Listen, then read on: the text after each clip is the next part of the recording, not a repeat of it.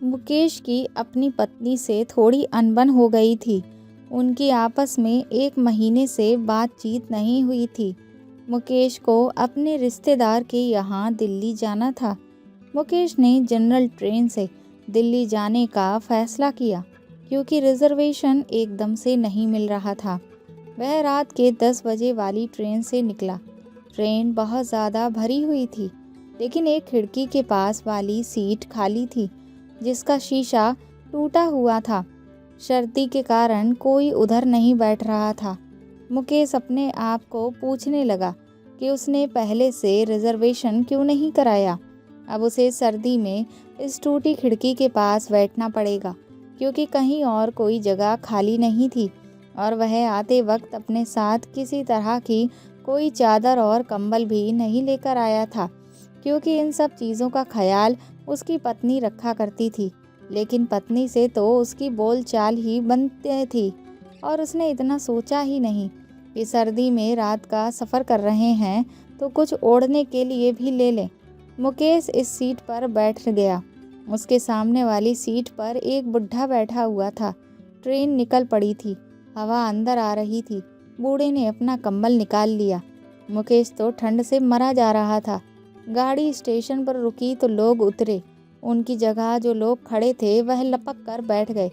वो फिर अपनी जगह फंस गया। उसके सामने बूढ़े भी आगे चले गए थे। ट्रेन फिर चलने लगी थी। आगे 1 घंटे के बाद ट्रेन एक स्टेशन पर रुक गई और वो भी नीचे उतरा। उसका कुछ खाना खाने की इच्छा नहीं थी, बस टहल रहा था। स्टेशन पे ही एक दुकान थी। वहाँ पर उसकी नज़र सिगरेट पर पड़ी। उसे देखकर उसके मन में हलचल होने लगी और उसने 2-3 पैकेट सिगरेट खरीदे। फिर वो वहाँ से निकलकर ट्रेन में बैठ गया। बैठकर अपने नसीब को कोसने लगा क्योंकि आए दिन उसकी पत्नी से बेवजह उसका झगड़ा होता रहता था और उसकी पत्नी मुंह फुलाकर बैठ जाती थी। इस बार भी यही हुआ था। लगभग 1 महीने से उसकी उससे कोई बातचीत नहीं हुई थी। ऊपर से इतनी ठंड में उसकी हालत भी खराब होती जा रही थी। वो मन ही मन अपनी बीवी के साथ वाले पल याद करने लगा और अंदर ही अंदर उसे कुछ फीलिंग होने लगी। फिर उसने सोचा कि जब मैं घर जाऊंगा तो अपनी बीवी को मना लूँगा। आज उसे उसकी बहुत याद आ रही थी, लेकिन अभी वो कुछ कर भी नहीं सकता था। फिर अपनी सीट पर बैठे बैठे उसे कब नींद आ गई कुछ पता ही नहीं चला। फिर उसकी आंख तब खुली जब ट्रेन एक छोटे से स्टेशन पर रुकी। एक औरत अपनी 2 बेटियों के साथ ट्रेन में आई। इतनी रात को औरत पता नहीं कहाँ से आ रही थी। वह औरत दिखने में काफ़ी खूबसूरत थी। वह कहीं से भी 2 बच्चों की माँ नहीं लग रही थी। उसके अंदर आते ही लोगों ने ट्रेन का दरवाज़ा बंद कर दिया। ट्रेन में कहीं भी बैठने की जगह नहीं थी। वह औरत गेट के पास ही ज़मीन पर बैठ गई। मुकेश के सामने जो बुढ़ा था उसकी भी मंजिल आ गई थी। उसने मन में सोचा कि शुक्र है ये बूढ़ा उतरे तो सही, क्योंकि जब से वो सो रहा था वह इतनी तेज़ खर्राटे मार रहा था कि उसे सोने में भी दिक्कत हो रही थी और ऊपर से ठंड की वजह से तो और हालत ख़राब हो रही थी। उसके सामने की सीट अब खाली थी। वो औरत उसके बगल में आकर बैठ गई। साथ ही उसकी 2 बेटियां भी थीं। उसे देखकर उन औरत ने हल्की सी मुस्कान दी और फिर ट्रेन चलने लगी। ट्रेन जब चल रही थी तो टूटी खिड़की से हवा बहुत तेज़ आ रही थी, जिससे ठंड और ज़्यादा लग रही थी। उस औरत को भी ठंड लगने लगी थी। उसने अपने बैग से एक चादर निकाला और खुद को और अपने बच्चों को ढक दिया। ठंड ज़्यादा लगने की वजह से मुकेश का शरीर तो कँपकँपाने सा लगा था। ये देखकर वह औरत कहने लगी, अगर आप बुरा ना माने तो मेरे पास एक एक्स्ट्रा चादर है। अगर आप लेना चाहते हैं तो आप ले सकते हैं। मुकेश ने तुरंत ही हाँ में सर हिला दिया। उस औरत ने मुकेश को चादर दे दी। अब मुकेश को ठंडी से राहत मिल रही थी। फिर धीरे धीरे उसकी और उस औरत की बातें होने लगी। बातों ही बातों में उसने बताया कि वह अपने घर जा रही है। उसका पति इस दुनिया में नहीं है। वह बिल्कुल अकेली है और वह एक फैक्ट्री में काम करती है। इसी वजह से उसे रात को आते हुए देर हो जाती है। मुकेश उसकी सूरत की मासूमियत देख रहा था। ट्रेन बहुत तेज़ी से चल रही थी। तभी एक स्टेशन पर ट्रेन रुकी। बड़ी वाली सीट की कुछ सवारियां उतर गईं। वो औरत उधर जाकर बैठ गई और मुकेश से बोली, आप भी इधर आ जाइए, उधर खिड़की टूटी होने की वजह से बहुत हवा आ रही है। मुकेश उठकर उस औरत के पास बैठ गया। बैठे बैठे मुकेश को कब नींद आ गई और उसका सर उस औरत के कंधे पे रख गया, पता ही नहीं चला। जब ट्रेन रुकी तो अचानक से स्टेशन के शोर से उसकी आंख खुली, तो उसने झट से अपना सर उठाया और बोला, माफ़ करिएगा, मैं नींद में था, पता ही नहीं चला। मुकेश को अपने इतने करीब देखकर वो शर्मा गई थी। मुकेश भी अंदर ही अंदर बहुत शर्मा रहा था। उसका दिल अब अंदर ही अंदर मचलने लगा था। एक तो 1 महीना हो गया था उसे अपनी बीवी से बात किए हुए, लेकिन वो खुद पर बहुत काबू किए हुए था। ट्रेन फिर चलने लगी तो धीरे धीरे वह औरत मुकेश के करीब आने लगी। उसको दोनों बेटियां और आसपास बैठे लोग सो रहे थे। कोई भी उन लोगों की तरफ बिल्कुल भी ध्यान नहीं दे पा रहा था। मुकेश ने अपनी चादर ली और फिर सोने का नाटक करने लगा। धीरे धीरे जैसे ट्रेन चल रही थी, वो लोग एक दूसरे के शरीर के साथ टकरा रहे थे। उसका हाथ अब उस औरत के हाथ से टकराता तो वह उसे बिल्कुल भी कुछ न कहती। मुकेश अब उसकी तरफ से इशारा समझ गया था। वो दोनों ने ट्रेन का सफ़र कुछ यूं ही किया। अब मुकेश के हलचल सी होने लगी थी। वो अब और खुद को रोक नहीं पा रहा था। अब उसने चादर से उस औरत का हाथ पकड़ लिया। जब उसने उसका हाथ पकड़ा तो वो तब भी कुछ ना बोली और फिर उन दोनों ने मिलकर जो किया वह कोई सोच भी नहीं पाएगा। रात के अंधेरे में चलती हुई ट्रेन में एक दूसरे से प्यार का इजहार किया। मुकेश ने जब उसका हाथ पकड़ा वो काफ़ी ज़्यादा मुलायम था। जब वो उसके गले लगी तो उससे बेइंतहा खुशबू आ रही थी, जो मुकेश को उसकी तरफ और ज़्यादा खींच रही थी। वो खुद पर काबू नहीं कर पा रहा था और वो चाहता था कि वह औरत बेकाबू हो जाए। उस वक्त उसे अपनी बीवी की बिल्कुल भी याद नहीं आ रही थी। अब वो हद से गुजरना चाहता था। फिर वह औरत मुकेश से कहने लगी कि वह अभी कुछ देर बाद ट्रेन से उतर जाएगी क्योंकि उसकी मंजिल आने वाली है। ये सुनकर मुकेश बहुत उदास हो गया, लेकिन उसने उससे कहा कि आप चिंता मत करो, आप भी चाहें तो मेरे साथ मेरे घर चल सकते हो। मुकेश ने उससे कहा, ये कैसे हो सकता है? उसने कहा, हो सकता है, मेरे घर में सिर्फ मेरी माँ रहती है और वह अभी इस वक्त सो रही होगी, उन्हें कुछ भी पता नहीं चलेगा।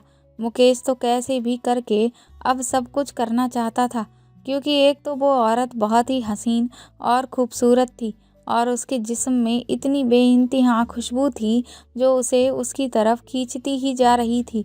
उसका खुद पर काबू ना रहा और उसने भी उससे कह दिया कि मैं साथ चलूँगा। अब वो भी ये सब चाहता था जो वह चाहती थी। जब वो ट्रेन से उतरे तो वो एक बहुत छोटा सा स्टेशन था। वह उसे अपने साथ एक घनी सी जंगल में ले गई।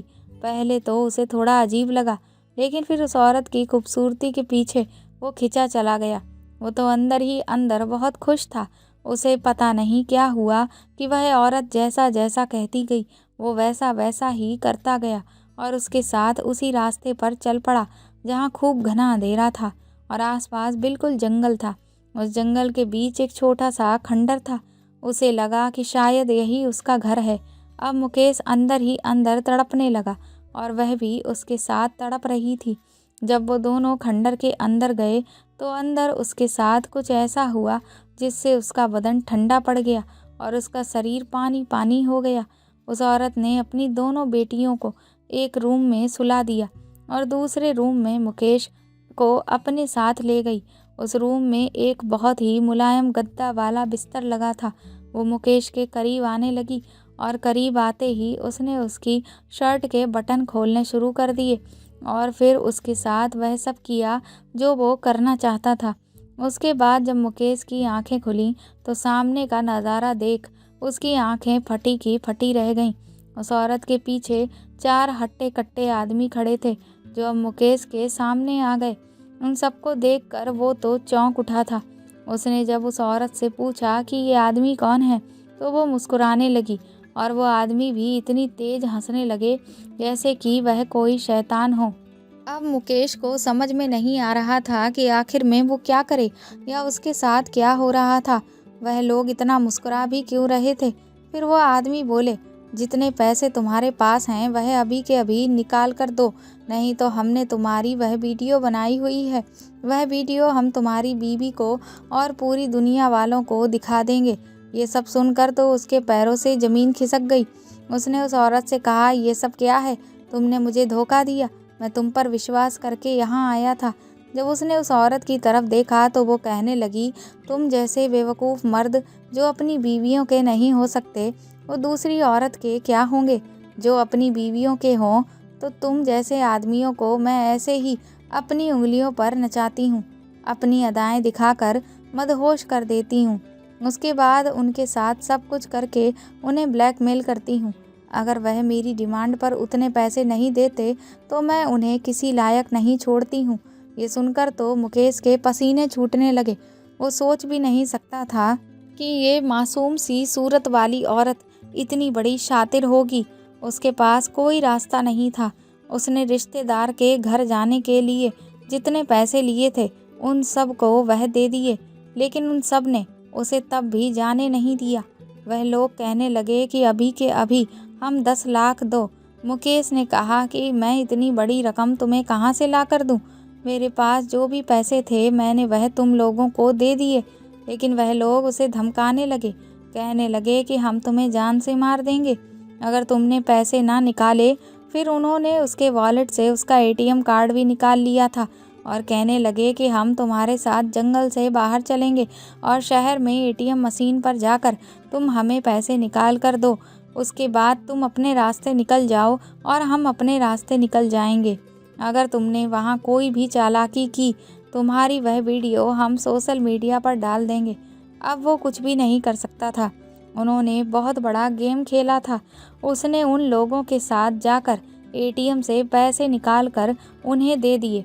फिर उन लोगों ने उसके सामने उसके वीडियो डिलीट कर दिया।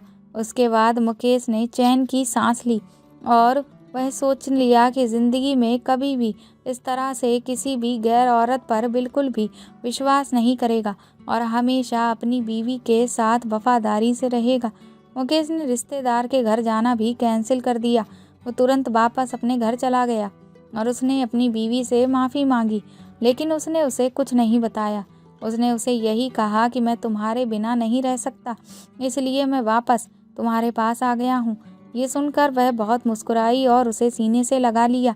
मुकेश जानता था कि उसकी बीवी के लिए वफादारी बहुत ज़रूरी है। अगर उसे सच पता चल गया तो वो मुकेश को छोड़ भी सकती थी। मुकेश को अपनी गलती की बहुत ज़्यादा शर्मिंदगी थी। दोस्तों, हमें राह चलते किसी पर भी विश्वास नहीं कर लेना चाहिए और दिल के रिश्तों में वफादारी बहुत ज़रूरी है। अगर आप धोखा देंगे तो आपको पछताना भी पड़ सकता है। तो दोस्तों, आपको ये कहानी कैसी लगी कमेंट करके ज़रूर बताएं और प्लीज़ इस कहानी को ज़्यादा से ज़्यादा शेयर और लाइक करें। आप चाहें तो मुझे सुपर थैंक्स भी दे सकते हैं। साथ ही अगर आप चैनल पर नए हैं तो सब्सक्राइब करके बेल आइकन ज़रूर दबा दें ताकि आगे भी आपको ऐसी ही अच्छी कहानियाँ सुनाती रहूँ। Thank you.